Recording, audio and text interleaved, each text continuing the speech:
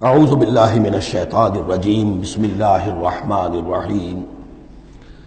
یہ بات میں عرض کر چکا ہوں کہ سورہ حج کے بعض مضامین بہت مشابہ ہیں سورہ بقرہ سے۔ اس سورہ مبارکہ کے بارے میں بعض حضرات کی رائے یہ ہے کہ یہ مدنی ہے، لیکن صحیح بات یہی ہے کہ یہ مکی صورت ہے۔ البتہ اس میں کچھ آیات ایسی ہیں کہ جو مدنی بھی ان کو قرار دیا جا سکتا ہے، اور ایک روایت جو حضرت عبداللہ ابن عباس رضی اللہ تعالی عنہما کی مجھے مل گئی ہے وہ یہ ہے کہ وہ اثناء سفر ہجرت میں نازل ہوئی، اور اس وقت ہمیں اب انہی آیات کا مطالعہ کرنا ہے۔ یہ آیات یوں سمجھیے کہ نبی اکرم صلی اللہ علیہ وسلم کی وہ جد و جہد اور آپ کی دعوت اور تحریک جو ہے اس میں ایک بڑے ٹرننگ پوائنٹ کو ریپرزینٹ کر رہی ہے۔ یہ ایک بڑا فیصلہ کن موڑ ہے آپ کی جد و جہد میں۔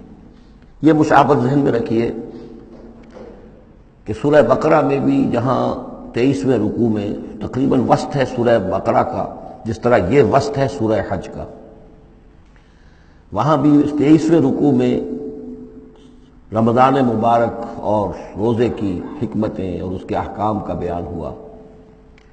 24ویں رکوع سے قتال فی سبیل اللہ اور اس کے ساتھ ہی حج کے دو جو رکوع ہیں مناسک حج پر مشتمل ہے۔ یہاں پر بھی آپ دیکھیے کہ مناسک حج پر 2 رکوع مشتمل تھے اور اس کے فوراً بعد قتال کی بات ہو رہی ہے۔ بڑا گہرا ربط ہے ان دونوں کے اندر، اس لیے کہ قتال فی سبیل اللہ کا جو سب سے پہلا ہدف تھا وہ یہی تھا کہ توحید کا مرکز کعبۃ اللہ، جو اصل میں خدا واحد کی عبادت کے لیے بنایا گیا تھا، اس وقت وہ مشرکین کے تسلط میں ہے اور انہوں نے اسے شرک کا اڈا بنایا ہوا ہے۔ تو گویا کہ اب پہلا جو فرض منصبی ہے امت مسلمہ کا وہ یہ ہے کہ اس مرکز توحید کو مشرکین کے تسلط سے واگزار کرا کے اسے واقعتاً توحید ہی کا مرکز بنا دیا جائے۔ اس اعتبار سے ظاہر بات ہے کہ جنگ ناگزیر ہے۔ یہ صرف واز سے ہونے والا کام تو نہیں تھا، اس کے لیے تو ظاہر بات ہے کہ طاقت کا استعمال ناگزیر تھا۔ اسی لیے مناسک حج کے ذکر کی فوراً بعد اب یہ تذکرہ ہو رہا ہے۔ یہ آیات میرے خیال میں اثناء سفر ہجرت میں نازل ہوئی۔ فرمایا ان اللہ یدافع عن الذین آمنوا، اللہ تعالیٰ مدافعت کرے گا اہل ایمان کی طرف سے۔ یعنی اب جو نیا دور شروع ہو رہا ہے جس میں کہ عام کانفلکٹ ہوگا، مسلح تصادم ہوگا، تو مسلمان اور اہل ایمان اپنے آپ کو اکیلا نہ سمجھے، بلکہ ان کی پشت پر اللہ ہے۔ ان کی طرف سے دفاع کرنے کے لیے اللہ تعالیٰ جو ہے وہ ان کی نصرت فرمائے گا۔ ان اللہ یدافع عن الذین آمنوا ان اللہ لا یحب کل خوان کفور، اللہ تعالیٰ کو بالکل پسند نہیں ہے یہ لوگ جو بہت خیانت کرنے والے ہیں اور ناشکرے ہیں۔ یہ کون ہیں؟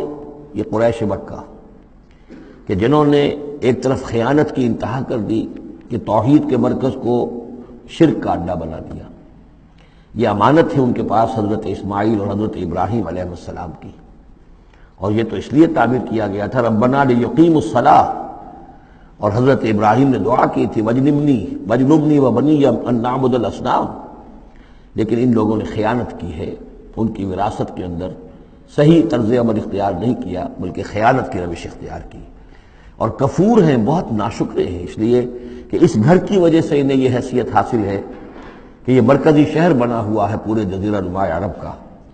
اس گھر کی وجہ سے انہیں ان کے قافلوں کو تحفظ حاصل ہے کہ ان کے اوپر کوئی حملہ نہیں کرتا، اور مشرق اور مغرب کی جو ٹریڈ ہے اس کے گویا کہ یہ ایک طرح سے پروپرائٹری ان کے پاس حقوق آ گئے، ایکسکلوسیو پروپرائٹری رائٹس، کہ ظاہر بات ہے کوئی اور قافلہ بچ کر جا نہیں سکتا قبائلی ریڈ سے اور حملے سے اور لوٹ مار سے، اور قریش کے قافلے کے اوپر کوئی حملہ کر نہیں سکتا، اسے کوئی چھو نہیں سکتا۔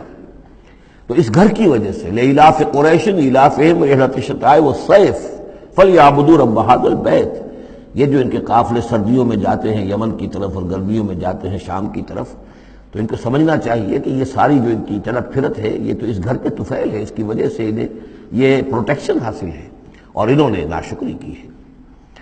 تو اذن للذین یقاتلون بانہم ظلموا، اب اجازت دی جا رہی ہے ان لوگوں کو جن پر کہ جنگ ٹھوس دی گئی ہے، یعنی جو صورتحال پیدا کر دی گئی ہے کہ انہیں گھروں سے نکال دیا گیا، ہجرت پر مجبور کر دیا گیا، انہیں ستایا گیا، سال ہر سال سے ان پر پرسیکیوشن ہو رہی ہے، ٹارچر کیا جا رہا ہے۔ ابھی تک تو اللہ تعالیٰ نے ان کو ہاتھ روکے رکھنے کا حکم دیا ہوا تھا، کفو ایدیکم، چاہے وہ براہ راست وحی جلی کی شکل میں قرآن میں آیت نہیں آئی تھی، لیکن حضور کے ذریعے سے اللہ تعالیٰ کا یہ حکم لوگوں تک پہنچ چکا تھا، لیکن اب ان کے ہاتھ کھولے جا رہے ہیں۔ اذن للذین یقاتلون بانہم ظلموا، اب جو ان پر ظلم کیا گیا ہے اس کے سبب سے ان کو اجازت دی جا رہی ہے کہ اب وہ اینٹ کا جواب پتھر سے دے سکتے ہیں۔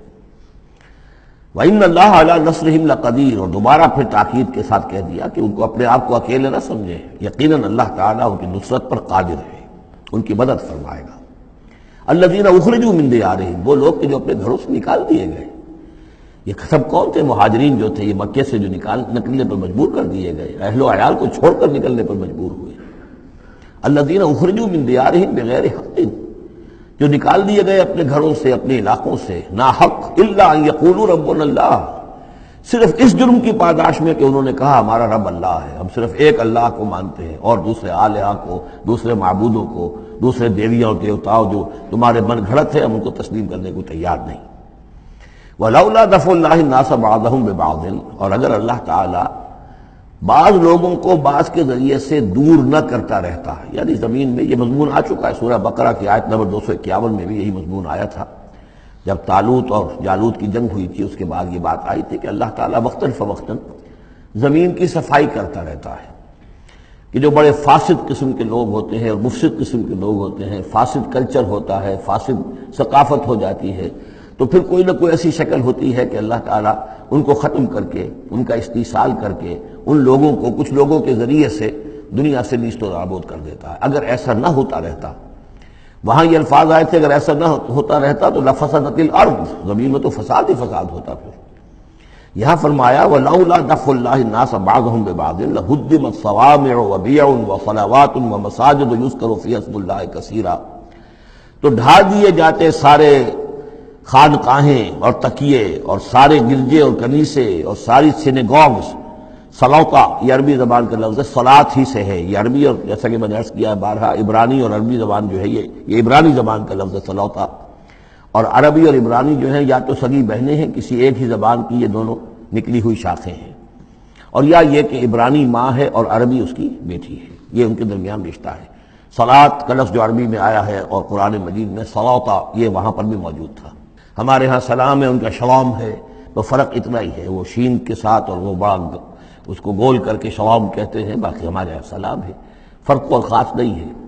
ان کا جو یوم کپور ہے وہ یوم کفارہ ہے، یوم کی طرح ہے، کپور پے اور فے، جیسا کہ میں نے آپ کو بتایا تھا ذوالکفل میں پے فے کی جگہ ہو جاتی ہے، تو یوم کپور ہے ان کے ہاں، یوم کفارہ۔ تو یہ تقریباً تمام جو اصطلاحات ہیں وہ بہت ایک دوسرے کے قریب ہیں۔ تو اگر ایسا نہ ہوتا کہ اللہ تعالیٰ کچھ لوگوں کے ذریعے سے اس دنیا سے نیست و نابود کرتا رہتا، تو پھر تو یہ کہ کوئی عبادت گاہیں دنیا میں قائم ہی نہ رہتی۔ ظاہر بات ہے اپنے اپنے وقت میں یہ تمام عبادت گاہیں خدائے واحد کی عبادت کے لیے بنائی گئی تھی، ومساجد اور مسجدیں یذکر فیہا اسم اللہ کثیرا، جن میں کہ اللہ تعالیٰ کا نام کثرت سے لیا جائے۔ وَلَيَنصُرَنَّ اللَّهُ مَن يَنصُرُهُ، یہ بہت اہم ہے، یہ آیت کا ٹکڑا، اور یہ ہر شخص کو یاد کر لینا چاہیے۔ لازماً اللہ مدد کرے گا ان کی جو اس کی مدد کرتے ہیں، اس میں زیادہ زور ہے وَلَيَنصُرَنَّ اللَّهُ، عربی زبان میں اس سے زیادہ تاکید کا اسلوب نہیں ہے۔ فعل مضارع سے پہلے لام زبر کے ساتھ، لام مفتوح، اور آخر میں نون مشدد تشدید کے ساتھ۔ افعلو یہ میں کروں گا، لافعلن میں لازماً کروں گا، یہ جو انداز ہے اس میں کوئی شک نہیں۔ وَلَيَنصُرَنَّ اللَّهُ مَن يَنصُرُهُ، لیکن دوسری بات یہ آئی کہ ظاہر بات ہے کہ یک طرفہ معاملہ نہیں ہے، تم اللہ کی مدد کرو گے تو اللہ تمہاری مدد کرے گا۔ تم اللہ کے باغیوں کے ساتھ دوستیوں کی پیلیاں بڑھاؤ، اللہ کے دشمنوں کے ساتھ تمہاری جو ہے وفاداریاں ہوں، اور تم چاہو کہ اللہ تمہاری مدد کرے، یہ تو انہونی بات ہے۔ جیسے سورہ بقرہ میں ہم نے دیکھا تھا فَاذْكُرُونِی أَذْكُرْكُم، تم مجھے یاد رکھو میں تمہیں یاد رکھوں گا۔ اسی طرح وَلَيَنصُرَنَّ اللَّهُ مَن يَنصُرُهُ، لازماً اللہ مدد کرے گا ان کی۔ اسی سورہ مبارکہ میں ہم دیکھ چکے ہیں کہ اس کا یقین ہونا چاہیے بندہ مومن کو، اور یہ یقین اس کا بہت بڑا سہارا بنتا ہے، اس کے صبر کا اور ثبات کا اور استقامت کا۔ ورنہ یہ کہ اگر اس اللہ کی مدد کی امید کی رسی کو وہ کاٹ دے تو پھر اس کے لیے کوئی سہارا نہیں رہے گا۔ ان اللہ لقوی عزیز، اور پھر یہ کہ اللہ جو مدد کا وعدہ کر رہا ہے تو اللہ کوئی کمزور تو نہیں ہے، قوی ہے، زبردست ہے، توانا ہے، عزیز ہے، زبردست ہے۔ صدق اللہ العظیم۔